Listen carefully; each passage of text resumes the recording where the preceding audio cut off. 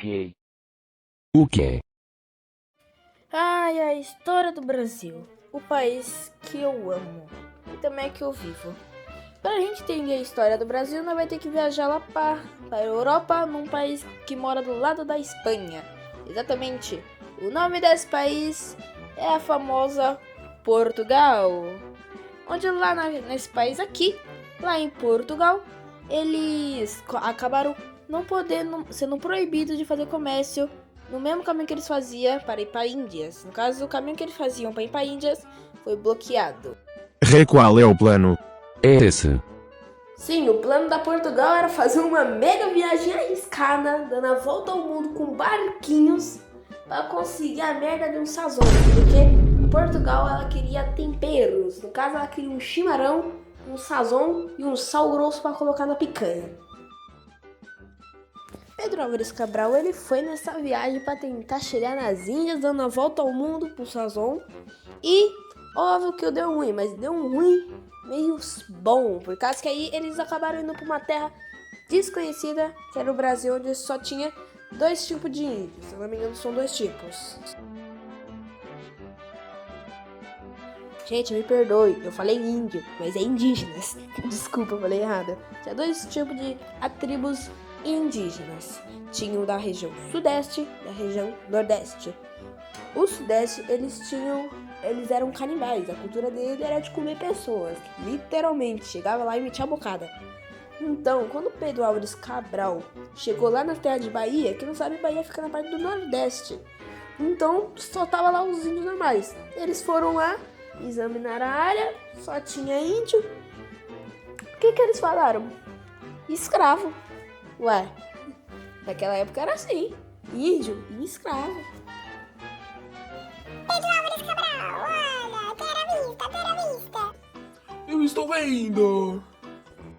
Ei! Olá! Acaba de cruzar! Que? Hahaha, trolei! A Portugal, naquela região, só tinha mesmo os indígenas da parte sudeste, né? Óbvio. E eles não iam pra parte nordeste porque tava sumindo gente. Mas daí vai ser mais pra frente, que a gente vai ter que chegar mais pra frente. Mas é o seguinte, Portugal percebendo que não tinha exatamente merda nenhuma naquela região do Brasil, óbvio que eles iam explorar. Então eles subiram mais um pouquinho e acharam o pau-brasil. O pau-brasil, quando foi encontrado, óbvio que a Portugal vendeu para os países europeus e até outros. Mas, mano, essa madeira do pau-brasil é muito bonita. Então, ela vale até hoje bastante dinheiro. E, na verdade, ela é até muito preservada.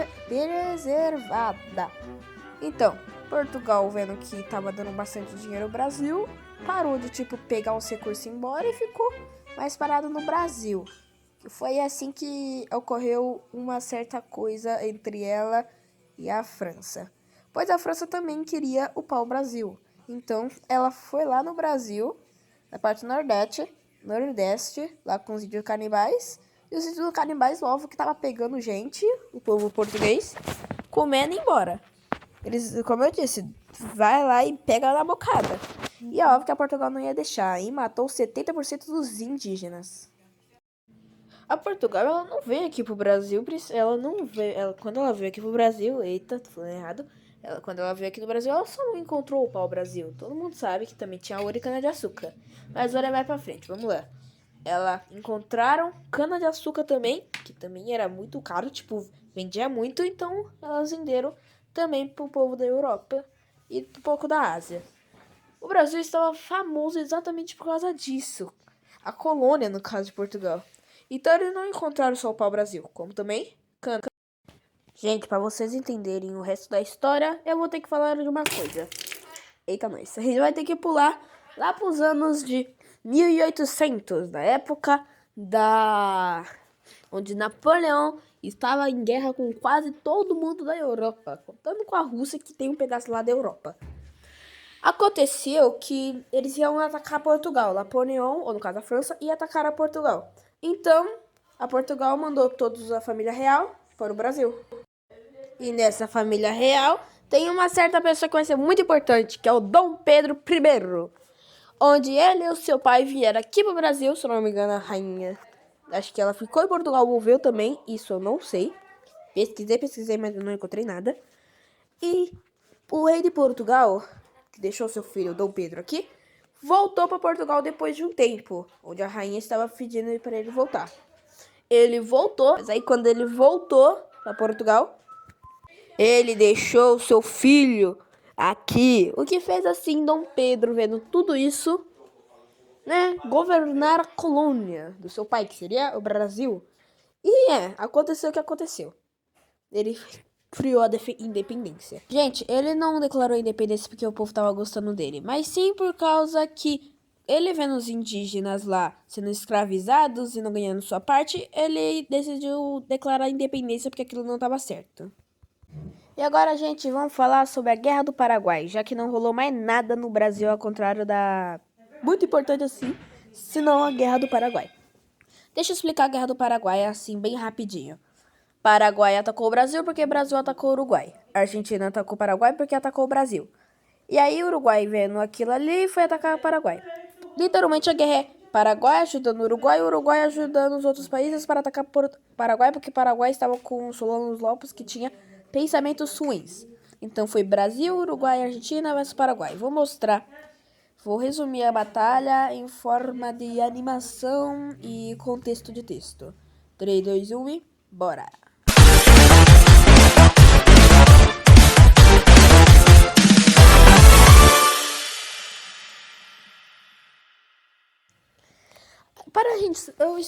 Eu dei um resumo da Guerra do Paraguai. E a Guerra do Paraguai, podemos dizer que foi a última coisa assim que rolou muito importante aqui na área da América do Sul e também do Brasil, já que a América do Sul não é famosa por ter guerras. A América do Sul podemos dizer que é até um continente pacífico, e até faz sentido porque... Mas bom, é o seguinte, a Uruguai, podemos dizer que ela deu uma certa parte, uma certa cidade pro Brasil. Então o Brasil tava indo lá pegar. Porém o Paraguai não sabia. Então quando o Brasil começou a pegar a parte do sul, o Paraguai começou a pegar uma região do Brasil. E a Argentina, vendo isso, começou a pegar uma região do Paraguai.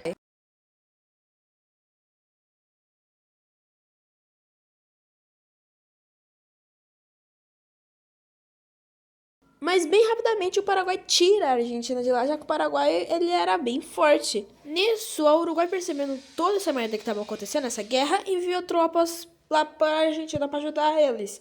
E a Argentina foi com tudo atacar o Paraguai. O Brasil pegou o território de volta. No meio dessa confusão, o Uruguai declara guerra com o Paraguai, Brasil e a Argentina já estavam em guerra. Então eles criaram o Tratado da Tríplice Aliança. E assim, o plano deles era chegar nessa região do sul do Paraguai, onde ela tinha um monumento muito importante. Eu esqueci o nome nesse momento, mas era um monumento muito importante para o Paraguai. Então eles foram lá, começaram a invadir o sul a pouco. E assim o Paraguai começou a ficar fraco, já que ele mandava suas tropas para o sul. Brasil, Argentina e Uruguai atacavam e acabavam com as tropas. Chegando assim, eles circularam o monte lá, que eu esqueci o nome, e invadiram ele, destruindo ele. E assim, pra Argentina e Uruguai, pra eles já tinha acabado a guerra. Mas o Brasil só ia parar a guerra quando o Solano Lopes desistiria. E ele começou a mandar até criança, mas depois ele morreu. E nessa guerra também rolou, podemos dizer, tipo, uma briga também para saber se Solano Lopes era ou um ditador ou um presidente vitalício. Porque pro Brasil, Argentina e Uruguai, ele era um ditador. Para o Paraguai ele era o presidente vitalício. Então, isso aí só aumentou mais a guerra. Mas bom, a Argentina e o Uruguai tinham parado, o monte estava todo destruído, só o Brasil que ainda estava na guerra. E não foi fácil eles se render não, tá? O Brasil massacrou muito o Paraguai, até o Solano Lopes morrer. Depois, antes dessa guerra começar, Dom Pedro I voltou para Portugal, deixou seu filho Dom Pedro II aqui, começou essa guerra e Dom Pedro já estava governando. Depois aí Dom Pedro II caiu num golpe de estado e o Brasil se tornou o que ele é hoje, uma república ou um estado. Eu me lembro. Eu não sei como se fala, acho que é uma república. E tá aí. Essa é a história do Brasil.